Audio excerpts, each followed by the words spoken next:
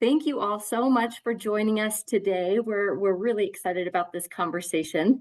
Who would have thought that there'd be so much excitement around property taxes? But seems to be that there is. There are at least 5 bills and one ballot measure that's going around. And so we thought this would be a great opportunity to have some experts come in and talk to us and think about property taxes not only as community members but as women and how that can impact women in Wyoming. So we really appreciate you coming. We are going to, as I said, get started now, and we are going to end right at 1 to make sure that we are being cognizant of everyone's time. If there's extra excitement, we can always figure out ways to connect and answer and ask more questions following. So to begin with, you should have all got notification that we are recording this. And we'll have the recording available afterward if you would like it. And to start with, I just want to introduce myself, and then I'll have other staff members introduce themselves, and then we'll introduce our speakers. So my name is Micah Richardson.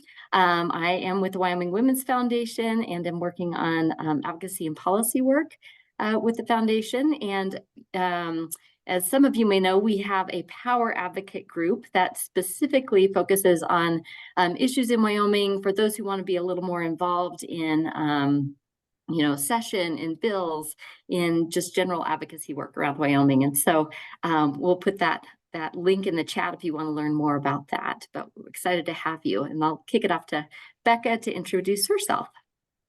Hi, everyone. I'm Becca Hazelton. I'm the director of the Wyoming Women's Foundation at the Wyoming Community Foundation.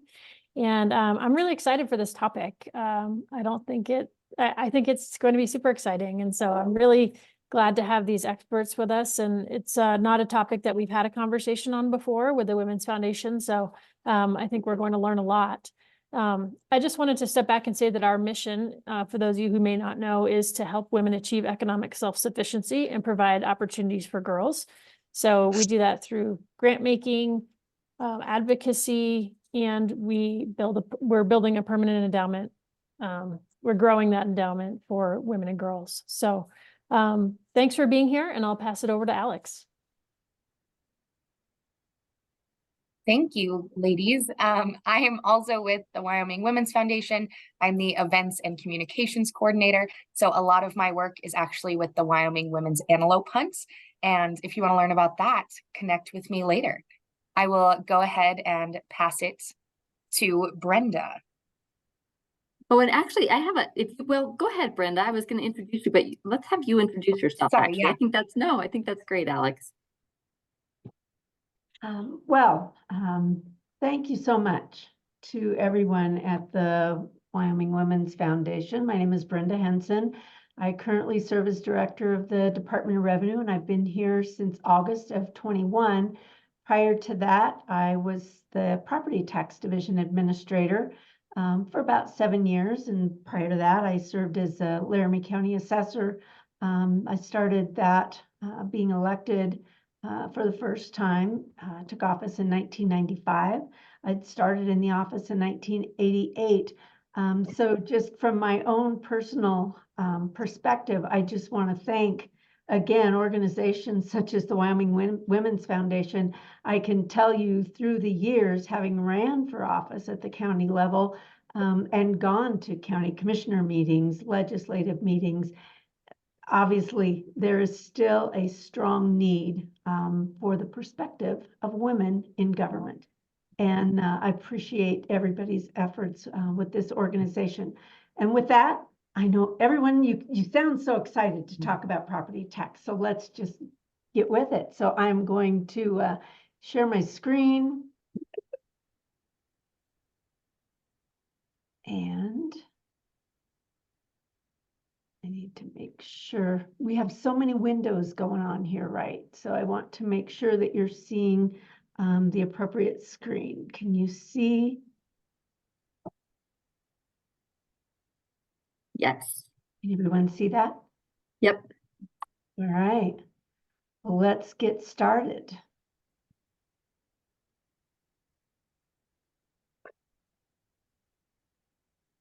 Okay. So Wyoming property taxes and you. So first and foremost, I just want to reiterate that taxes, that is the structure by which we as citizens pool our money to pay for infrastructure, to pay for services that we couldn't just go out and get on our own. And it's a long standing mechanism for us to do this. The goal for those that are responsible for administering those taxes is to make sure that every taxpayer is just paying their fair share, no more, no less, and that those monies that are being collected get to those taxing entities that are providing services to the citizens. It is the responsibility of the legislature to take input from the citizens and say, you know, what type of services do you expect from government? And you ask the taxpayer, how do you want to pay for those services? And that's what this subject matter is going to be covering today. So let's just talk about property taxes and who pays those. So if you're a homeowner, business owner, manufacturer, farmer, rancher, utility company, landowners, equipment owners, bottom line, if you own property, you probably are paying taxes unless the legislature has specifically exempted that type of property from taxation. And granted, we have several of those, and we're not really going to get into the exemptions today, but for the most part, you pay taxes. Even if you're a renter and you don't own property, typically that rental payment is also a portion of that's going to pay property tax. And then of course, we're all the recipients of the services that we receive. I did want to define real property versus personal property, because this is a term that really gets confusing. So real property, that's, land, buildings, anything that's attached to that ground. Basically, when you stop and think about it, if you record a deed in the county clerk's office, it's everything that transfers with that deed. Now let's talk about personal property. This is a legal term, personal property. It's not a term meaning I personally own something. It means it's other than land and buildings. It's equipment, furniture, desks, chairs, and we do have some statutes that say there's tangible personal property and intangible personal property. And we do have an exemption for intangible personal property. So we don't have to worry about that. But let's just look at some various types. Real property is everything from that 8x10 shed all the way to distribution centers, farms, ranches, platted subdivisions. Now, when we look at personal property, that could be everything from road construction, wind turbines, mobile homes are considered personal property because they're titled. You don't acquire a mobile home by deed. The data centers that we've seen a lot of development here in Laramie County. Of course, oil and gas, pumping units out there, storage tanks. Those are all considered personal property. We do have an exemption on the books that personal property held and used for personal use is exempt from taxation. So that's why we as citizens don't have to pay taxes on our refrigerator and our stove and our TV. But I will tell you, back in the 80s, those were taxable and assessors were responsible for identifying those. So it's nice that those are exempt from taxation. So alternatively, everything that is used to basically generate an income pays property tax on equipment in Wyoming. So let's talk about, looking at the 2023 taxable assessed values in Wyoming. And I've got these different classes in descending order. So residential property owners paid 28.895% of the total tax burden in Wyoming. Now you'll see below that, you've got oil production, natural gas production, coal production. And the reason I say production is minerals are only taxed once. So when they sever that mineral from the ground and they sell it, that's when they report it and then it's taxable. Now, everything in blue on this slide is that mineral production all the way down to uranium there at the bottom. So in addition to those taxes on the production, they also pay taxes on, as we just talked about, their personal property, all of their equipment. If they do happen to own land and structures, mineral companies pay on that. So when we look at this overall in 2023, of the total assessed assessed value over $17 billion was mineral, just on production.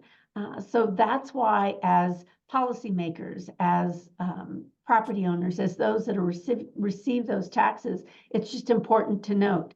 Now, the other piece that I'd like to just share with you is, obviously, not every county, not every jurisdiction is mineral rich. That $17 billion in assessed value, 78% of that was in 4 counties: Campbell County, Sublette County, Sweetwater County, and Converse County. So the rest of the counties in the state share in the rest of that mineral production, but that's going to be important when we start looking at where do our tax dollars go. So looking at the ownership demographics, I found this fascinating, did a little research on Lending Tree. It's interesting that females, single women in Wyoming own 12.06% of the properties. And when we look at the, those are the men. 12.45 are by single women. So we actually own more properties as property owners in Wyoming than men. Now that, of course, then the rest of the remaining of that are corporations where both parties own. But I find it interesting that it's so close in Wyoming, even when we know that a lot of the jobs in Wyoming related to the mineral industry are somewhat suited for the male of the species, and sometimes we see more of those jobs available. But as far as ownership, we're seeing just as many females owning property in Wyoming. As we look at the historical values in Wyoming, you can see this chart goes back to 2000. And we always say that we have a roller coaster in Wyoming for property taxes. Well, that's true to some extent. If you go back to 2008, you'll see that our assessed value was about 21 billion. And then it jumped in 2009 to about 29 billion. Those specifically were due to mineral assessed values. Now, as we go closer to current, look at 2021, we had dropped in assessed value down to less than $20 billion. Now, then what we saw after the pandemic was those values starting to rebound. And so in 2023, we saw our highest assessed value statewide at that 34 billion. And so there are many reasons for that. But the rest of the story is, if you look at this chart, the mineral percent of total assessed value, those are key. I mean, we had some years back at that 2009, almost 70% of our assessed value was related to minerals statewide. And so if you were to remove mineral production out of our property tax base, you would see that we'd have a very level increasing a little bit each year of all the other classes, which would be the industrial properties, the commercial properties, residential, agricultural. But it really is only due to the mineral tax values that we see these fluctuations. Now, put yourselves in the shoes of a taxing entity that's reliant on assessed values and their mill levies. And we'll talk more about that, but how do you budget with such swings? The school foundation we'll visit a little bit about. That's the only levy that is statewide. So it doesn't matter where you're at, you're going to levy a property tax on your 12 mills statewide. They're definitely impacted by these fluctuations.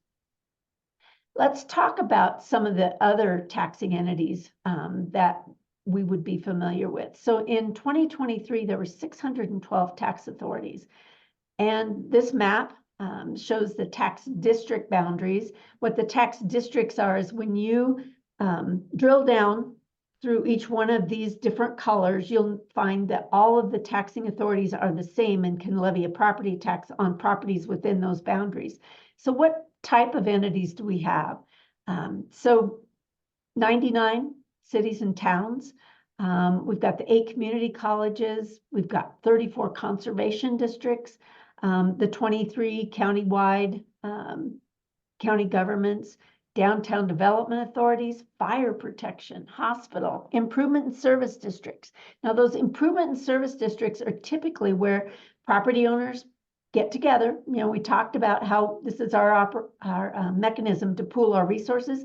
This is where, let's say, a subdivision wants to pave their roads. So all of the owners of the properties within that subdivision vote to create an improvement and service district, and then they borrow money and they vote to pay that money through property taxes. And so that's why you see so many of those improvement and service districts.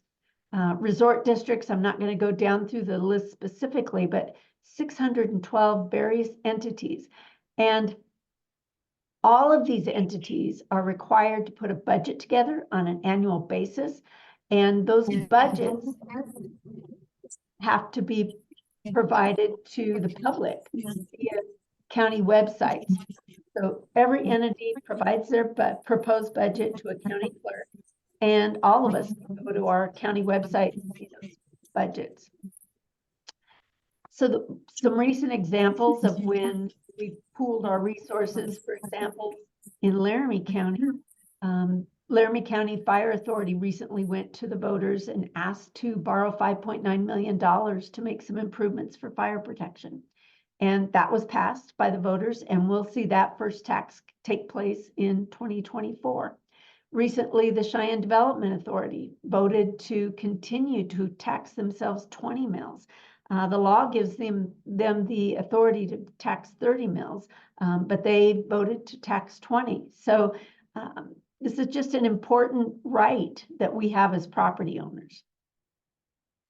So what's a mill? I've been talking and throwing out this term of 12 mills and 30 mills, 20. So a mill is literally $1 per $1,000 of assessed value. So when you have an assessment schedule, let's just take residential. If my residential property has a fair market value of $100,000, the level of assessment on that is 9.5%. So my assessed value is $9,500. When a mill levy is applied, if I am an entity that can levy 3 mills, that means $3 for every $1,000 of assessed value. And we'll see some examples of that in a property tax bill. So the number of mills that each type of entity can levy is different, depending on constitution or statutory. Some are mandatory, some are voter approved. But it's important to note that there are maximums for every entity in Wyoming. That's the way our structure is. But let's talk about how those mill levies are calculated. So down at the bottom of this slide, I talk about $1 million budget. You've got an entity that needs $1 million that tax year for their revenue source. And the assessed value in this example is $480,083,355. $1 million divided by that assessed value calculates out to be 2.083 mills. That mill levy then is applied to every property owner's taxable value within the tax district boundaries. Now let's just change that example, and let's say that is a fire district and they needed $1.5 million. Divided by that same assessed value, that calculates out to be 3.12.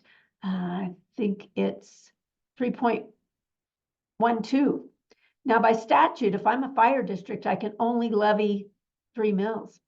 So that means 3 mills times that assessed value is 1.44 million. That's all I can levy by statute. So that's just an important cap on that. Let's talk about where the tax dollars are going in 2023. You all received property tax bills in September of 23. The first half is due no later than November 10th of 23, and the second half is due by May 10th of 2024. But that would all be in fiscal year 2024. So let's look where those taxes went. So for counties, I mentioned they can levy by constitution up to 12 mills. Now you'll see that there are a couple counties that don't levy the maximum. Campbell County and Teton County don't take their 12 maximum. And then you can see how much they levied in taxes. Grand total of municipalities, total, they only levy about 1.841% of our total tax burden. Special districts, that's everything outside of cities, towns, counties, and education. That's about 7.84% of our property tax dollars. Grand total of education, you'll see that at 72.837%. Now, before I delve into education just a little bit, I want to focus on that state general fund column. You'll see that there are 0 property tax dollars that go to the state general fund. Just for information wise, the top 3 sources of income for the state general fund are severance tax, the sales and use tax, and then income from investments. But none of your property tax dollars go to the state general fund. The last time the state of Wyoming did levy a mill levy was in 1969, and it was 1.5 mills. And it just happened to be that that's the same year that severance taxes came into being. And so really property tax is that local piece. Now, when we look at the grand total all education, you've got 12 mills that go to the school foundation, 25 mills that go to each school district. Then you've got 6 mills that go to the county school fund. So that's a total of 53. So just those mills, K through 12, represents about 63%, and which is obviously a majority of most property tax bills. Now, that 63% does not include the BOCES, or Boards of Cooperative Education, the vocational and adult education. We've got 4 counties that have those. We've got rec mills at 21 counties levy in the schools. We've got 5 school districts that have gone to the voters to get bonded interest. They've borrowed money, and those are being repaid. And then when you add the 8 community colleges, that's where you get up to that 72.87%. So when I talked about each taxing entity is different, so let's just look at each county. So this is a chart that provides how much the percentages of residential to total value. So let's focus on Converse County. So for Converse County, only 3.27% of their assessed value for the county entity comes from residential. But in turn, look at Douglas. 67.6% of their total assessed value. Not a lot of mineral production going on in the town of Douglas. So this is important. Look at Teton County. 86.68% of their value is residential. But in Jackson, 62%. And Jackson historically has not even levied a property tax. It wasn't until, I believe it was 2022, that they first levied a tax, and in 2023 they did levy a half a mil. So it's just important to note that when you talk about a fire district or a weed and pest district or conservation district, their assessed value does not follow this statewide up and down. They've got their own assessed values to calculate. Just briefly, this is more informational. We wanted to talk about health-related 2023 tax revenue. You've got 5 counties that have rural health care districts that levied 6 million plus. Hospital districts, a total of 55 million. Now, some of the counties, the way they're structured, the hospitals are funded through the county general fund. So a little different structure in each of those. Senior citizen districts, a little over almost $5 million in their districts. Just a quick map of the community colleges. So only the counties where community colleges exist pay a levy for property taxes. The rest of the state does not. The property owners don't pay a levy. This slide just gives you some basic information about the levies for community college. And I know Erin is going to delve into this a little more, but I did want to mention that first column is the community college operating mills. So Campbell County is a new community college voted on by the voters and established 2 years ago. They are only levying 2.5 mills. But because of the assessed value within their boundaries, look at that. How much does that 2.5 mills levy? $15 million. There is not another one of the community colleges that can levy that amount of money, even with their 4 mills.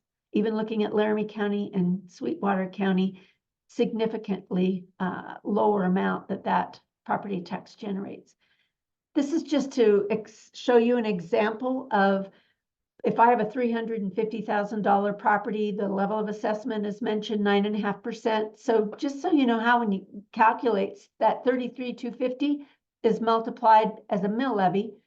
We mentioned the 25 mills for the school district. So you take 33,250, it's a mill levy. So the math is 0.025. That's where that $831.25.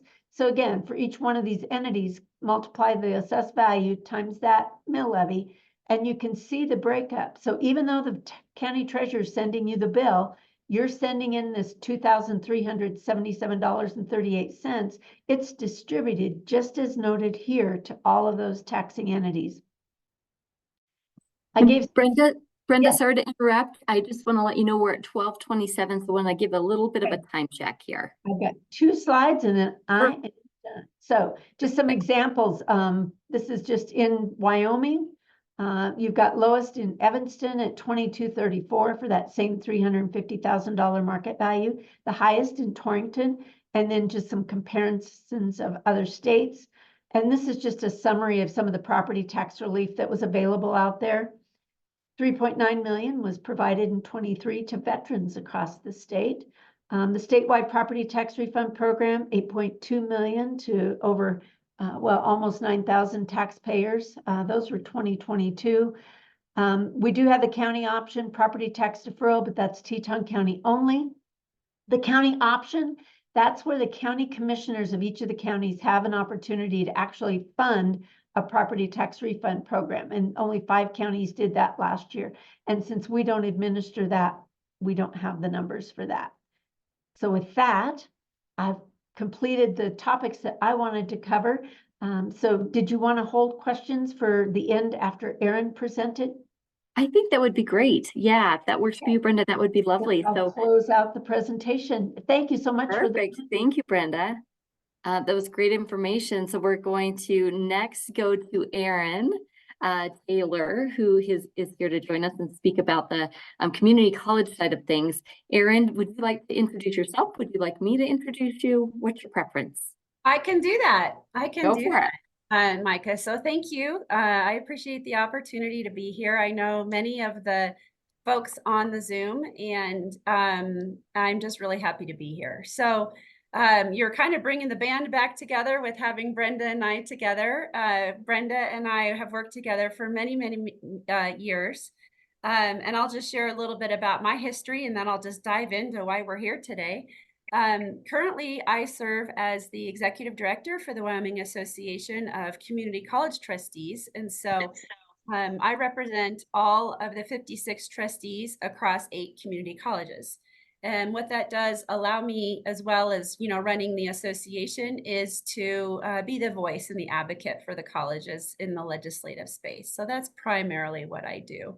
I have a consulting company, so I represent other folks, and I'm also a life leadership executive coach, in my free time, but it's something that I'm really passionate about. So property taxes, oddly, is something I really love. And I served as the executive director, Brenda, like 10 years ago now at the Wyoming Taxpayers Association for almost 9 years when Brenda was our Laramie County assessor. And so we worked hand in hand when you heard her talking about how the assessed valuations were at their peak back in 2008, 2009. That's when we worked hard together. And at that time had lots and lots of property tax relief bills in the legislative space. So working on ad valorem property taxes is something that I have done for many, many years. And so what I'll do today is just walk you through a little bit about the community colleges and how the ad valorem conversation, taxes, and how everything impacts the colleges. So there we go. Bear with me. Can you all see my slides? Okay. Sometimes the technology challenges are what gets me. So what I thought I would do is, you already saw a map. Brenda teed this up really fabulously, talking about the volatility tied to property taxes Of course, we all know that's the blessing of having extractive industries, right, in our economy. But it's also a challenge for the community colleges being one of those taxing districts. So again, thank you, Brenda, for the tee up, if you will, for where your taxes go and what's included. For those of you who do have a community college in your county that is assessing a mill levy, that's part of the pie chart, if you will. And I've seen some really great information out there in the last few weeks. A lot of it comes from Brenda's organization and others like the Taxpayers Association, really just trying to explain to people, you know, what's included in your tax bill, where those dollars go, how it works, what is a mill levy, all conversations that, you know, everyday people don't have. So I just really applaud the work that these folks are doing to educate, and I'm happy to be a part of that. So this just gives you a map of the 8 now community colleges. Gillette did become their own independent college, or they're in the process of becoming their own.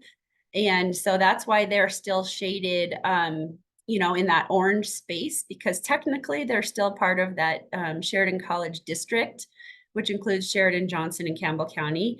But it will take several more months for them to fully get accredited and become their own independent college. But Brenda's correct. They are assessing a couple of mills. And because their assessed valuation is so high, it really allows them to not have to assess 4 mills in order, like the other colleges. What I thought I'd briefly hit on is assessing 4 mills is something that the college needs to do per the legislation, or the statute rather, in order to receive money from the state. So that's why Gillette College isn't assessing 4 mills. They're not receiving money from the state either. They are trying to give it a go on just assessing those 2 mills. So I just wanted to give you a quick overview. It's an interesting dynamic, and this is a conversation that happens often in the legislative space, because there's only 8 counties that assess a mill levy, but all 23 counties receive services from the community colleges. If you might live in, you know, Albany County or Lincoln or Uinta, you're probably familiar with the services that, you know, Western Wyoming Community College or Laramie County Community College offers in your communities. They touch every single county. So the fact that, yes, there is some statewide funding, yes, they do receive monies from their local taxes, and of course there's tuition and fees. There's 3 legs of that funding stool, but only 8 counties actually assess. So that's just a conversation: is should it be all 23? How could it look different, or should it look different? So I thought I'd just kind of start with that. I'm not going to get into all of the specifics on this slide because it's a little bit busy, but it just mentions the fact that there are 3 main funding sources for the colleges. I already mentioned the state dollars. We call that state aid. It's the biggest piece of the pie, if you will, and I'll show you that in a minute. The local revenues, and then the student tuition and fees. And those, like Brenda showed you, the ebbs and flows. Those pie charts, pieces of those pies have changed over the years. The colleges have experienced pretty significant cuts over the last 10 years. And then we have, you know, this little thing called the pandemic, which significantly impacted the colleges. We had influxes of federal dollars, the fluctuation from the local mill levies, tuitions had to be increased. So those numbers have changed over the years. So just to augment from what Brenda showed you, this is a chart that shows those 3 areas. The state aid is the blue line. The local operating revenues is the local mill levies, the property taxes. And then the green is the tuition and fees. And so you can kind of see how those have gone up and down. The state aid, the blue, definitely has trended down over the last few years. You see that from 63% to 55%. The local operating revenues have really fluctuated over the years. Something that I'll mention for those local revenues that I wrote down as Brenda was talking, because she mentioned budgeting and how hard it is when you are dependent on those local mills and the volatility that comes with them. For the community colleges, they really look at those local mills as one-time dollars. So when they're looking at how do we pay our faculty and staff, how do we account for increases in compensation, things like that, they usually try and rely on more stable sources of funding. Traditionally, that's been tuition fees and state aid, even though state aid has been on the decline as well. They try not to rely as much on those local mill levies for those sorts of budgeting items. So you can kind of see this is a comparison from 2010 to 2023, just showing how the proportions of those pies have changed. I want to ask really quickly, what is my target for wrapping up into taking questions? I want to make sure I don't go past that. You got it. So we are hoping to allow questions at 10 till. Okay, I'm fine. I don't have a lot left. I just want to give some information and not overwhelm, but allow people to really think about this. So this is diving into a little bit, it's just another view of that local property tax history by college. And so like Brenda's numbers, you can see that the divergence, and I don't have Campbell County on here because Campbell County just started assessing their mill levy, but you saw how much different that was as compared to all of the other 7 counties, because those other 7 counties don't have the mineral riches that Campbell County has. Sweetwater County does. And they're the top line there for Western Wyoming Community College, but no other college has those sorts of mineral revenues. And so this gives you a little bit of an idea of the challenges that those colleges might have based on those fluctuations. As a quick note, I wanted to let you know, and I'm sparing you all the experience of really getting into how the colleges fund themselves, the funding model, and then how the monies are distributed. But something I want you to know is if you have a community college in your county, like I live in Cheyenne, and so Laramie County Community College, which is the yellow line, every dollar they get from their mill levy stays in Laramie County and goes to the college directly. It's a little bit different from the K-12 where they have a redistribution and they share the dollars. All of those local mills stay. It's the state aid that's redistributed, because if you look at that bottom line, that's Eastern Wyoming College. Goshen County has a different tax base than Sweetwater County, and look at how divergent that is on this slide. So Sweetwater County keeps all the revenues they generate from their local mills, as does Eastern. However, Eastern benefits the most from redistributing the state aid dollars. Does that make sense?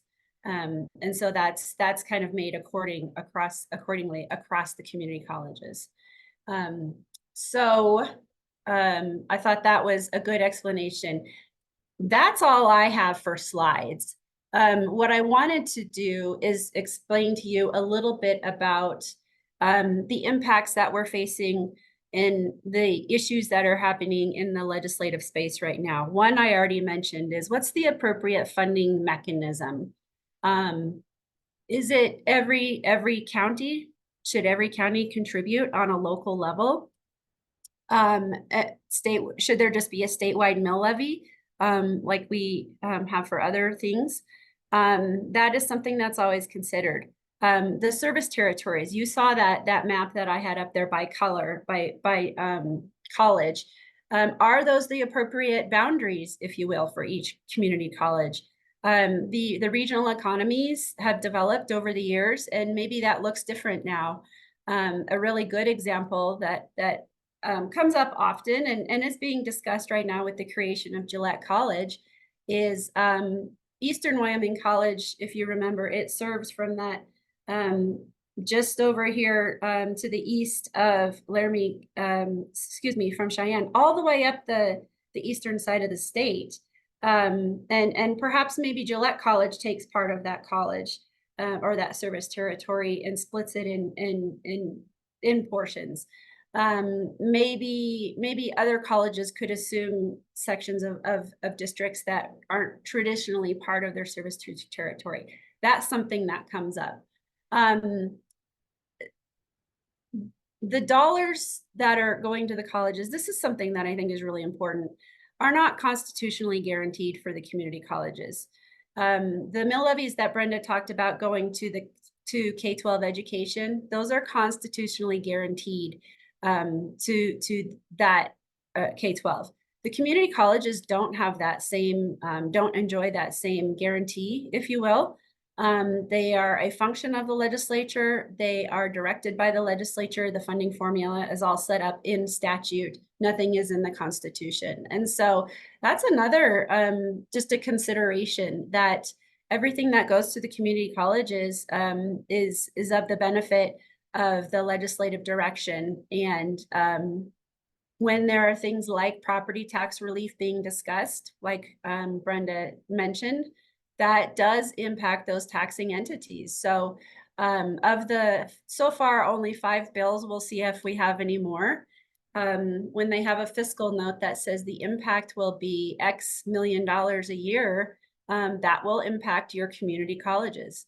And it'll impact your special districts, your county budgets, everyone who receives those dollars.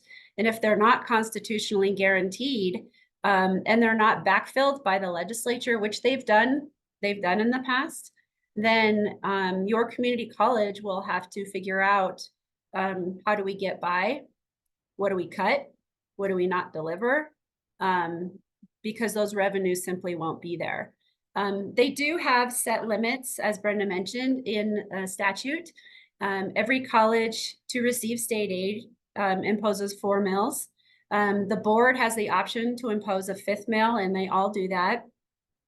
And then they can impose up to 10 mills for special projects. That has per the vote of the people. That doesn't happen very often, and that is not something that you can use as a recurring, for your operating budget. So there aren't a lot of other levels that the colleges can pull, if you will, to use those words, when a significant portion of their funding is restricted. And some of the proposals that are, well-intended to help grant property tax relief, which is real, I know that, and I know a lot of you know that. But the other side of it, there's just more to the story. And that's why I really appreciate sessions like this, the work that Brenda and others have been doing to educate people, because there's more to the story. It's just a benefit for folks to really educate themselves, ask questions. If you have questions of your community college, ask them. Maybe the rest of the story isn't being communicated as well as it should. But the impact on your community, because the colleges are comprehensive community colleges, that's what we like to say. They're not just there for transfer students to go to UW. They're not just there for career and technical training. They're also there for community enrichment, and they serve as actually the state's largest high school for getting folks through to their GEDs, things like that. So our colleges in Wyoming are comprehensive, and they really serve as the hubs for our economic vitality across the state. So I'm not going to give you my whole pitch. I'm going to do that down at the Capitol later this week. But I really appreciate the opportunity to be here. I'll wrap up a little bit early and just see if there are any questions. And if there's something that I skipped over, I'd be happy to cover that as well. But I appreciate the opportunity. Thank you so much. Such great information from both of you. We know that, as you mentioned, Erin, that property tax, some of the burden for some folks with property taxes is real, and we need to be cognizant of that and thinking about our community members and neighbors who are really struggling because of increases, and think about all of these incredible ways that our property taxes are used to support our community. And when we're thinking about community colleges, the women who often have opportunities to attend there while, raising families, working a second job, men as well, but there's a big chunk of women there. So we sure appreciate that. I'm going to open the floor now to any questions that folks have. So feel free to unmute yourself and raise your hand or just open up with the question if you'd like to. Micah, if you don't mind, I have one thing that I would kind of like to follow up. Yes, with please. what you had mentioned. Yeah. So we talked about, one of the slides that I had was on the community colleges, and we've got 4 of the community colleges that have gone to the voters to for capital construction, where they've gone to the voters and said, we'd like to borrow X dollars to put in these improvements. So they're to the tune, just in 2023, the principal and interest of those payments is a little over $6.5 million. So when we talk about this tax base, and so thinking back to that formula about how we calculate our mills, so we have $6.5 million that we have to pay back to a lending institution. If you reduce your tax base, let's say 50% of all residential property taxes are just exempted. Well, what that does is it means now I've got the same amount on a bond and interest example. I've got X dollars we still have to repay. So what ends up happening is then on those taxable dollars, the mill levy has just gone up. So the Interesting. taxes are still, that bond still has to be paid. If I'm an improvement and service district and I've got streets that I paved and now I have to pay that loan back, but if that residential assessed value is reduced significantly, now the mill levy goes up. So now on the taxable dollars, I'm paying more than I would have when that tax base was larger. So it's always important to look at exemptions in that manner, that the taxes are still there, you're just shifting the burden. Interesting. Becca, I see your hand is raised. That was great. Thank you, Brenda. Yeah, thanks, Micah. My first question is for Erin, and just kind of getting back to our mission of economic self-sufficiency for women and opportunities for girls. Obviously, education is a huge part of that, and community colleges, as Micah mentioned, play a big role for women around the state. And I was wondering, do you know what percentage of students statewide are women at community colleges? Ooh, Becca, that is a great question. I don't have that off the tip of my fingers, but I can get that. It's pretty significant, I can tell you, in Wyoming. And here's one that I can give you. I don't have the number, but for instance, the Wyoming's Tomorrow Scholarship, Kickstart Wyoming's Tomorrow, which is a scholarship given to students 24 and older to help them go back to school for whatever reason if they didn't receive their degree or certificate. It's been the majority of women, and a lot of them are single women. And so the numbers on that sort of impact have been really significant. But I can get that information and you guys can share that back out. But the numbers are pretty high across the state for female students at the community colleges. Great, thanks. And I just did a quick Google search, Northern Wyoming Community College District, 56% women, 44% men, if Google is actually reliable. So I'm throwing that out there with the caveat that that was a 2-second search. So any other questions, thoughts? Okay, we've got one in the chat here from Jamie. Why is it considered a good thing that organizations that cannot be self-supported by selling their services and products allowed to okay, let's see. Why is the government considered a better custodian of my money than me taking care of my family and community? Because my family absolutely does not use any of the organization's services listed above. I skipped the first part because I think the second part is more clear. Does anyone want to talk about that? I'd be happy, Micah, to address some of it. Great. I certainly understand, you know, as a society, we want our children educated, but I know that there are property owners out there that, you know, they don't have children in K through 12 education, and a significant portion of their tax dollars are going to that. Or, you know, perhaps I live out in the county. Now, if I live in the county, I'm not paying a mill levy to the city of Cheyenne or to any other municipality. But if I live out in the county, I'm paying the 12 mills, and they're providing the types of things at the courthouse. So if you get a title for your vehicle, if you record a deed, if you get a marriage license, all of those things, property taxes contribute to pay the salaries of those friends, neighbors, family that may have those jobs. So I think that that's just an important piece of that. And the key for property taxation is that it isn't that we're taxing property just because we can. It's that this is how we as citizens, whether it's currently or historically, that's how we've said we want to pay for our services. That's how we want to have law enforcement. That's how we want to make sure a fire truck can get to our property. And so if there's another mechanism that we as citizens want to pay for those services, that's where we need to just verbalize that to our legislature. Great. Thank you, Brenda. Madeline had a question as well. This is for you, Erin. I don't know if you can see this, but is it known if the Wyoming community colleges are producing degree or certificate holding individuals who stay in Wyoming after completing their program versus a UW student?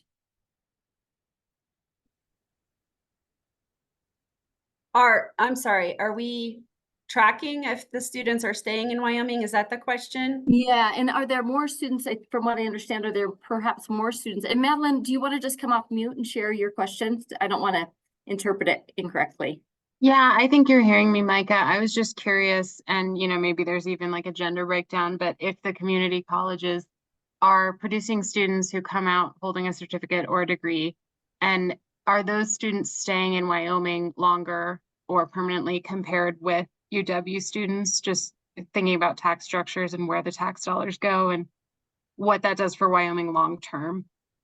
That's a great question. I understand now. Thank you. Yes, the answer is yes. A majority of community college students are what we call place bound. And of course, that resonates when you're talking about folks who are working. Maybe they have families. They can't up and leave their community and go to UW or even maybe another community college. They need to stay in their community because life is happening around them. That's a majority of community college students. So the answer is yes.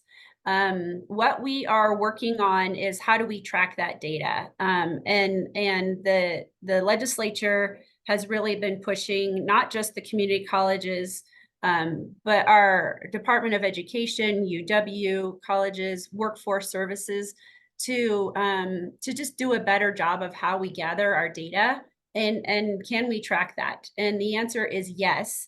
There's been a lot of work in the last few years to put together the statewide longitudinal educational data system. SLEDS is the quicker way to say that because it's a tongue twister. And we're working to try and track that information. As being the folks who educate people who are bound by what's happening around them, place bound, life bound, the colleges are producing folks who have degrees and certificates. And their success rates, their completion has really been very, very positive in the last several years. So that's been really neat to see that. All data that we can get also to you on those completion dollars. What I can tell you is that the transfer from UW community college students to UW is very, very strong as well.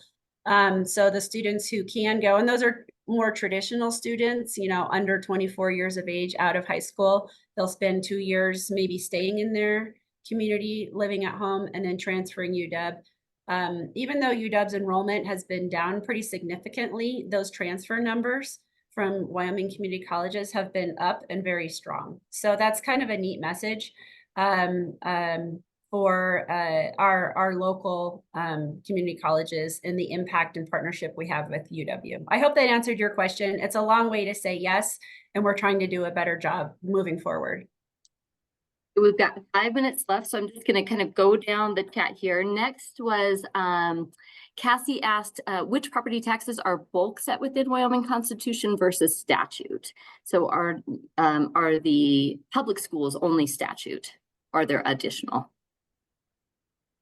Those are great questions. And because there are so many different types of taxing entities and they are different, counties by constitution can only levy up to 12, cities and towns can only levy up to 8. Then you've got your education mills that are the school foundation, the 25 and the 6. The rest of them are all statutory and by a vote of the people. Great. Thank you. We'll do a little more digging, Cassie, and see if we can find a little cheat sheet on that. Gail, you want to come off mute and ask your question? Yeah, so this isn't so much a question, but in response about not using services, I think going back to the kinds of things that are paid for personal property taxes, first of all, K through 12 is constitutionally guaranteed. So whether you like our school systems or use our school systems, our state constitution from the get-go has said we are going to support that. For city, even if you live in rural, and I live 8 miles out of Sheridan, I go into town, I use the streets, I take advantage of the law enforcement, they have the sanitation. For county, they keep my roads up, they plow my roads, they run the sheriff's department, which is my only law enforcement, they actually run the detention center. So while I may not directly think that I am benefiting from these, I absolutely am. On the community colleges, those actually help build a stronger community economy, which means that our people then get an opportunity to have jobs that keeps the community stronger and more vibrant. So no matter what our political standpoints are, we can't forget that in almost all cases, so for example, I'm in a fire district. I get to vote on whether or not we're in a fire district.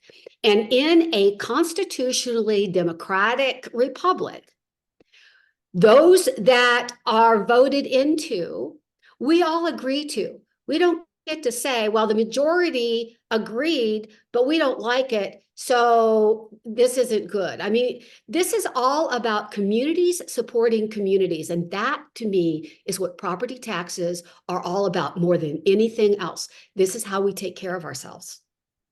Great, thank you. And with that, we only have 2 minutes left. I know Jamie had another question. Maybe we can put you in touch with Brenda, who is the expert, if you would like to ask more and explore those questions. If Brenda, you're open to that. And we can, Erin just shared the dashboard for colleges. Erin and Brenda, are you okay with us sharing your slides if folks are interested? Great, we'll get those out as well. Thank you all. Awesome. Thank you all so much for this great information. Appreciate it. And we hope all of you have a wonderful afternoon. Thanks, everyone. Thanks.